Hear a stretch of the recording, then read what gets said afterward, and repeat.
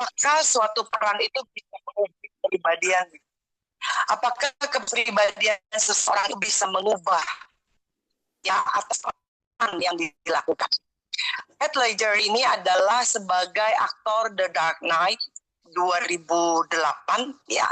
Dia memerankan dengan begitu luar biasanya, bahkan mendapatkan sorotan atas peran karena begitu penjiwaannya luar biasa.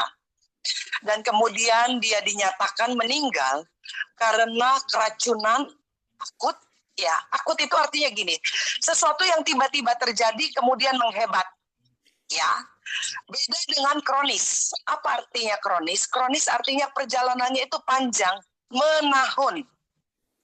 Makanya orang dengan darah tinggi, kenapa saya selalu katakan, karena Mam Bene juga tenaga kesehatan ya. Jadi gini, orang dengan darah tinggi mengapa harus waspada atas peristiwa terjadinya stroke?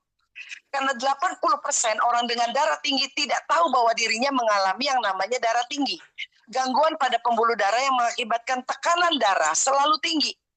Gitu. Ya, 80% tidak diketahui. 20% dia sadar bahwa dia ada darah tinggi. Ya, nah peristiwanya yang kita khawatirkan adalah akut. Akut itu karena dia tidak tahu, kemudian mengakibatkan hal yang hebat. Akibatnya fatal. Nah, itu namanya akut. Ya, nah Heath Ledger ini dikatakan keracunan akut.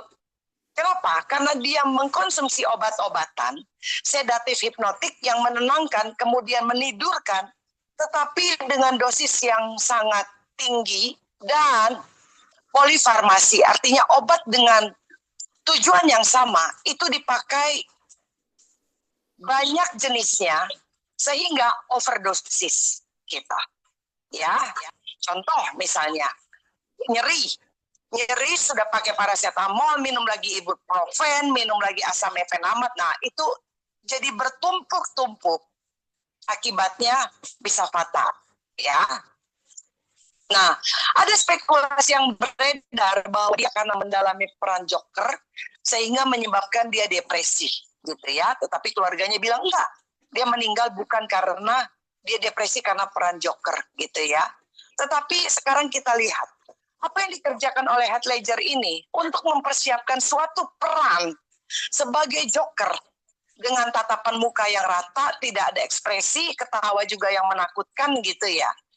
Demi mendalami perannya, dia sampai mengisolasikan diri, lalu dia bereksperimen dengan suara, dengan tingkah laku. Karena dia melakukan segala sesuatu yang sebetulnya bukan dirinya, tetapi dia mendalami perannya, sehingga mengakibatkan kelelahan. Karena dia kelelahan, untuk istirahat dia butuh obat tidur. Akibatnya apa? Dia menjadi depresi. Ya, walaupun banyak orang membantah tentang hal tersebut, khususnya keluarganya. Tapi yang bisa saya highlight di sini, ingat bahwa kepribadian yang Tuhan berikan atas hidup kita, jangan sampai diubah karena kita harus memerankan hal yang lain. Ya, ingat. Karena Tuhan Yesus sudah mengingatkan atas hidup kita. Bahwa segala sesuatu yang kita mau lakukan, biar kita lakukan untuk memuliakan Tuhan. Amin. Ya.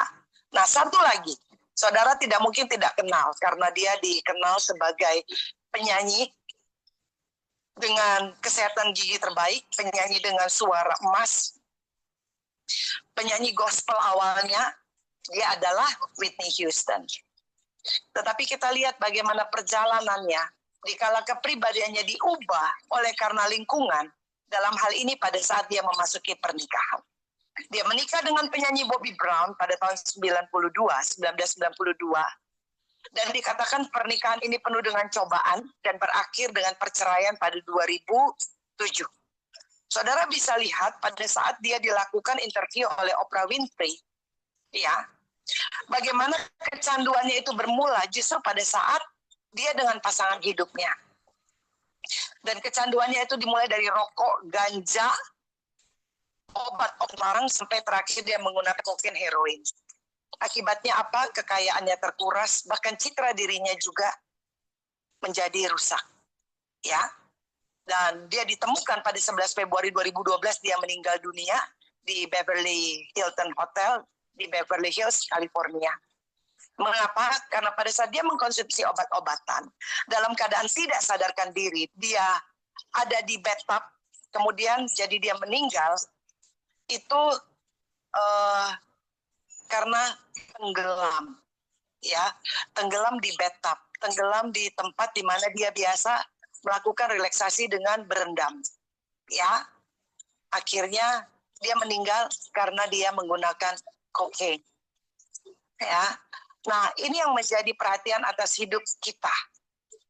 3 tahun kemudian, anaknya meninggal dengan cara yang sama. Namanya Bobby Christina Brown. Anak perempuan, putri ya. Nah, sekarang kita lihat. Melihat dari 2 peristiwa yang kita bisa saksikan di dalam dunia kehidupan yang nyata. Apa sih yang menjadi peringatan atas hidup kita untuk kembali lagi kepada kebenaran firman Tuhan? Mari kita lihat satu persatu. Firman Tuhan di dalam 1 Korintus 15 ayat 33 dikatakan begini. Kita boleh baca bersama-sama ya. Janganlah kamu sesat, pergaulan yang buruk merusakkan kebiasaan yang baik. Ingat, bicara tentang kepribadian, ternyata pergaulan yang buruk itu bisa mempengaruhi karakter seseorang. Camkan ini. Pergaulan yang buruk merusakkan kebiasaan yang baik. Ya, jelas ayat ini secara tegas. Lingkungan sosial ini bisa merusak karakter baik seseorang. Bahkan bukan saja karakternya, tetapi iman juga. Oke? Ini real pada saat saya bekerja. Saya kaget bukan main. Ya, namanya Magdalena. Dari namanya saudara tahu Magdalena, gitu ya. Tetapi pada suatu siang dia bertanya kepada kita semua, saya mau pinjam mukena.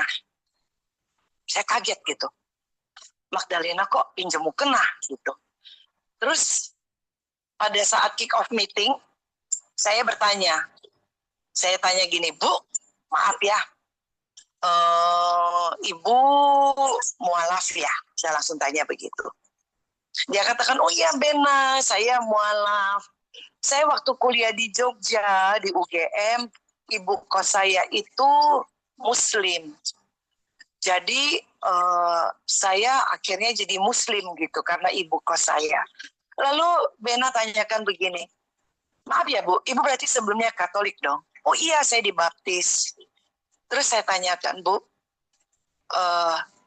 kenapa jadi berubah? Kenapa Yesus jadi berubah? Lalu dia katakan, ya gimana ya? Karena saya tidak terlalu mengenal sih walaupun saya Katolik. Ingat dengan baik. Karena saya tidak terlalu mengenal sekalipun saya Katolik.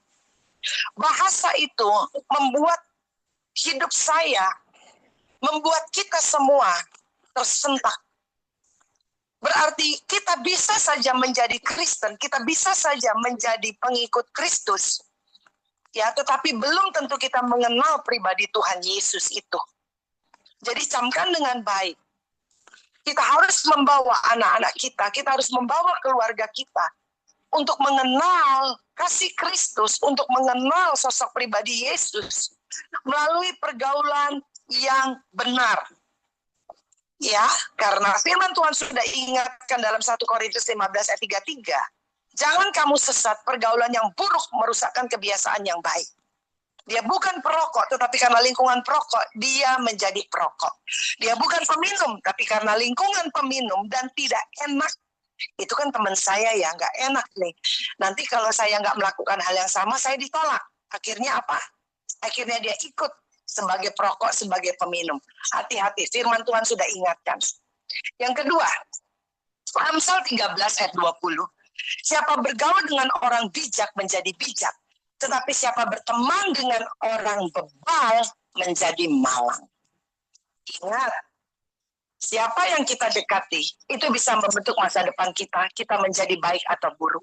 Ya, karena mengikuti orang bijak atau orang bodoh, itu akan membawa dampak atas hidup kita. Ya, dan Amsal 1 ayat 10 katakan, hai anakku, jikalau orang berdosa hendak membujuk engkau, janganlah engkau menurut. Mengapa? Coba di-highlight dengan baik. Lingkungan itu mempengaruhi arah hidup seseorang. Ya, tekanan dari lingkungan itu bisa menggiring seseorang masuk ke dalam dosa kalau dia tidak waspada. Ya, hai anakku, jikalau orang berdosa hendak membujuk engkau, janganlah engkau menurut. Berapa banyak saat ini generasi muda, banyak yang tidak lagi berpikir bahwa masuk di dalam pernikahan membutuhkan hidup yang kudus. Karena bagi mereka, orang tua saya seperti ini, hidup tidak di dalam keharmonisan. Akhirnya anak-anak memilih kasih sayang dari luar. Dan pada saat orang menggiring di dalam dosa, dia sudah tidak sadar lagi bahwa dia masuk di dalam dosa. Sehingga terjadi apa yang namanya LGBT. Perhatikan dengan baik. Ini menjadi highlight. Menjadi sesuatu yang harus kita sorot atas hidup kita semua sebagai orang tua. Lingkungan mempengaruhi arah hidup seseorang. Dan itu bisa jadi atas yang paling dekat atas hidup kita, anak-anak kita. Saya pernah saksikan ya kepada teman-teman yang ada di Salafide. Ini teman-teman baik, punya anak tiga-tiganya perempuan. Anaknya yang ketiga ini, karena dia dari keluarga yang berada, pada saat dia ulang tahun, dia ngomong ke papinya, papi, aku minta hadiah. Papi janji kasih aku Mercy. Betul. Papinya kasih uang. Papinya bilang begini, kamu mau Mercy-nya papi belikan. Terus dia bilang, enggak, aku minta uangnya aja. Lalu dikasih oleh papinya, ya udah kalau kamu hanya minta uang, berarti papi kasih kamu 250 juta. Serius saudara, ini saya cerita, bukan cerita dusta. Lalu dana itu ditransfer dan anak ini pergi ke Bangkok, anak ini pergi ke Thailand. Saudara, apa yang terjadi? 2 payudara dia dibuang, kemudian dia menggunakan hormon laki-laki, badannya menjadi besar sekali, kokoh dan kekar begitu. Dan nama anak ini anak perempuan namanya. Ya, sebut aja namanya Brenda gitu ya. Kemudian pada saat kedukaan, saya tanya sama anak saya, Ariel, keluarga yang berduka mana ya? Gitu. Terus pada saat saya dikenalkan, saya kaget bukan main, sosoknya laki-laki tapi suaranya perempuan. Kemudian saya tanya, Ariel, what's wrong ya? Karena saya shock gitu kan. Terus anak saya bilang begini, Mama remember waktu yang I pernah cerita sama Mama, ya dia orangnya. Oh Tuhan Yesus. Terus saya sedih banget. Terus saya tanya, halo. Terus dia langsung bilang begini, call me Zack. Panggil saya Zack. Saya kaget, padahal dia suara-suara perempuan. Ya, lingkungan bisa mempengaruhi arah hidup. Karena dari lingkungan bisa menggiring seseorang masuk ke dalam dosa. Terus saya tanya kepada papanya, ada apa dengan anakmu yang ketiga? Dan dia katakan apa? Ini salah mamanya. Saya kaget, saya bilang kenapa seperti itu? Karena waktu di kandungan dia bilang begini, pokoknya biar apapun anak ini harus jadi anak laki-laki, saya nggak mau tahu harus laki-laki. Rupanya pada saat di kandungan pun anak ini sudah tertolak. Tapi yakin dan percayalah di dalam nama Tuhan Yesus Kristus, segala sesuatu Tuhan Yesus sanggup pulihkan. Amin. Ya, lanjut. Roma 12 ayat 2 sudah mengingatkan atas hidup kita. Janganlah kamu menjadi serupa dengan dunia ini, tetapi berubahlah oleh pembaharuan budimu. Janganlah kamu menjadi serupa dengan dunia ini. Ingat, dunia ini akan berlalu. Ingat bahwa segala janji Tuhan atas kondisi dunia tidak akan menjadi lebih baik. Itu sebabnya sudah diingatkan atas hidup kita. Jangan meniru cara hidup dunia. Pendapatan 5 juta, gaya hidup 20 juta. Akhirnya apa? Gali lubang, tutup lubang. Bahaya sekali. Ingat firman Tuhan, Roma 12 ayat 2. Janganlah kamu menjadi serupa dengan dunia ini, tetapi berubahlah oleh pembaharuan budimu. Tahu dari mana budi pekerti kita bisa berubah? Pada saat firman Tuhan kita lakukan di dalam kesetiaan. Amin. Firman Tuhan sekali lagi saudara bukan teori. Karena hanya dengan firman Tuhan, saya dan saudara cakap memadamkan panah api dari si jahat. Ya, yang kelima, Mazmur 1 ayat 1. Ini ayat harus termaterai, harus diingat dengan baik, dan setiap firman Tuhan harus kita lakukan. Dikatakan apa? Berbahagialah orang yang tidak berjalan menurut nasihat orang fasik, yang tidak berdiri di jalan orang berdosa, dan yang tidak duduk dalam kumpulan pencemooh.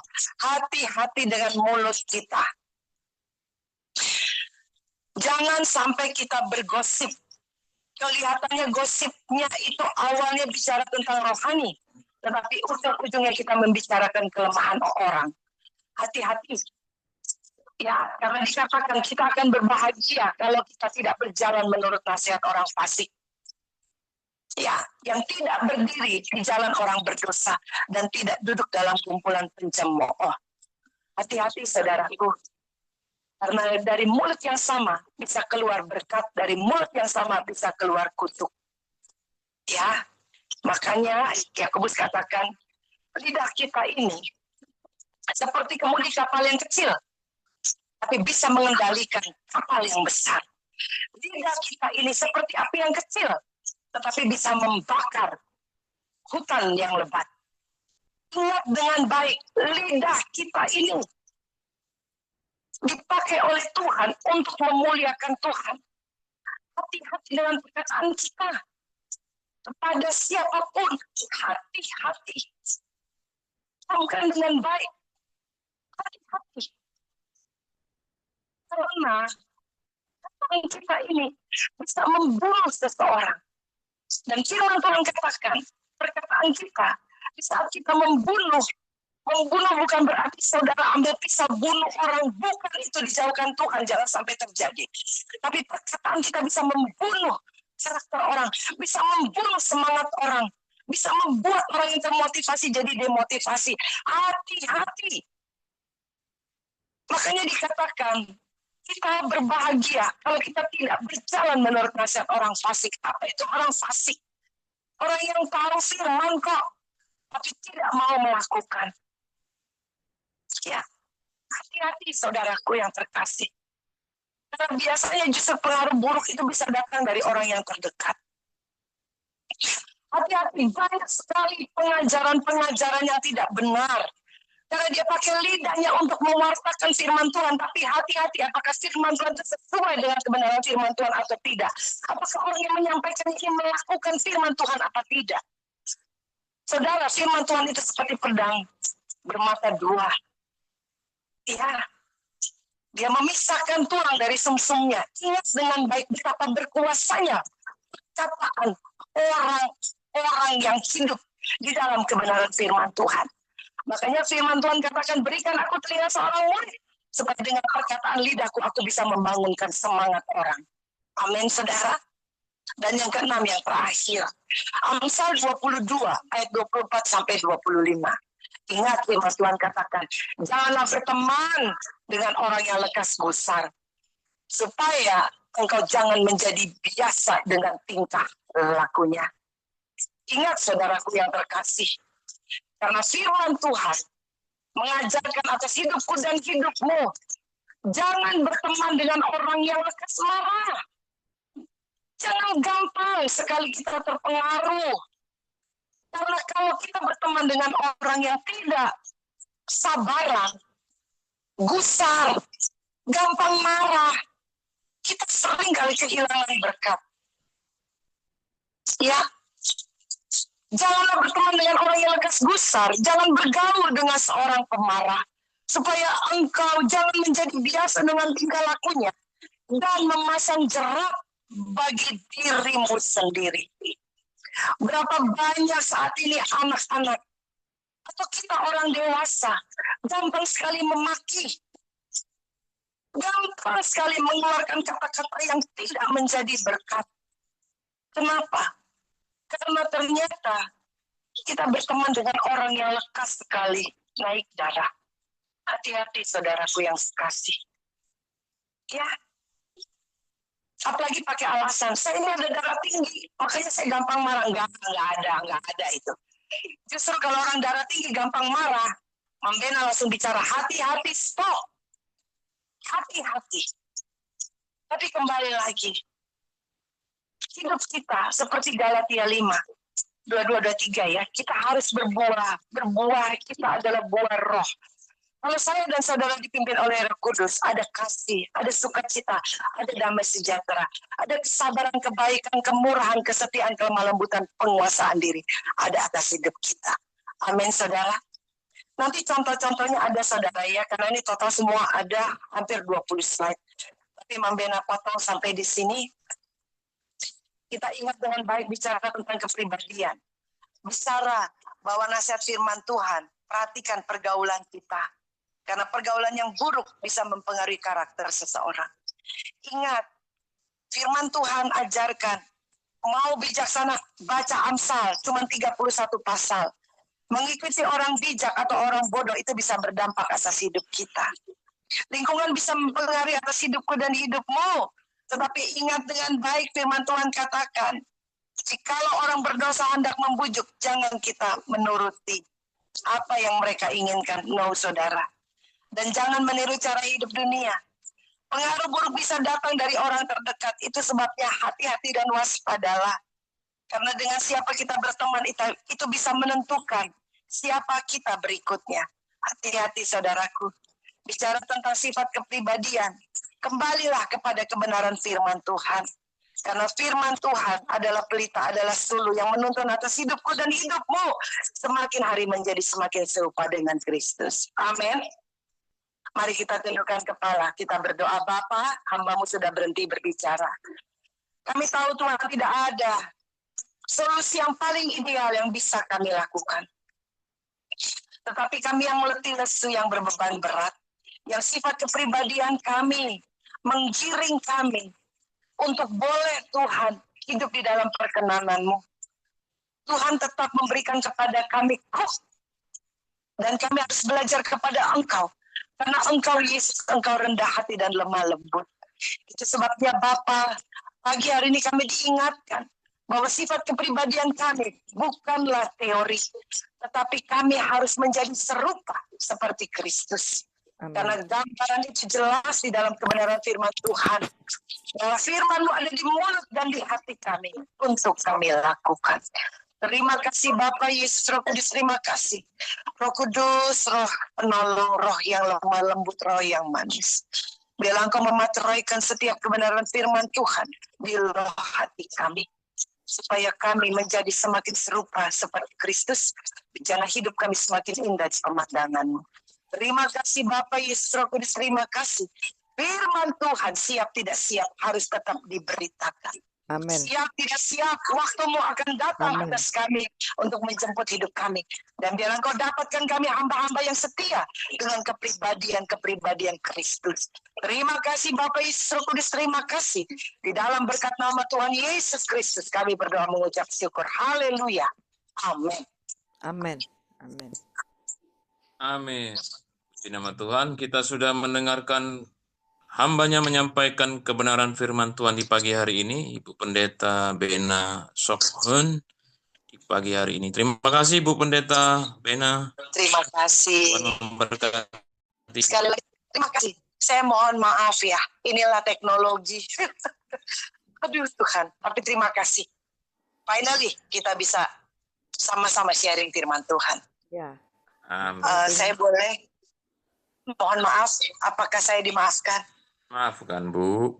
Terima kasih. Terima kasih. Berbahagialah orang yang mendengarkan firman Tuhan serta melakukannya. Oke, kembali Amen. Ke Ibu koordinator kita, Ibu Diana Tobing, silakan Bu. Ya, shalom, suara saya jelas. Suara saya kedengaran. Jelas, kedengaran ya. Oke, makasih. Makasih ya, untuk pelayanannya Pak Ferdinand dan melayani sebagai host dan WL pagi ini. Terima kasih khususnya untuk hambanya Ibu Bena yang begitu dengan effort yang tinggi ya. Kesalahan di teknisnya saja, bukan kesalahan Kesalahan bukan di Bu Bena. Jadi terima kasih untuk effortnya sehingga yang penting tujuannya tercapai. Kita udah bisa menangkap pesannya.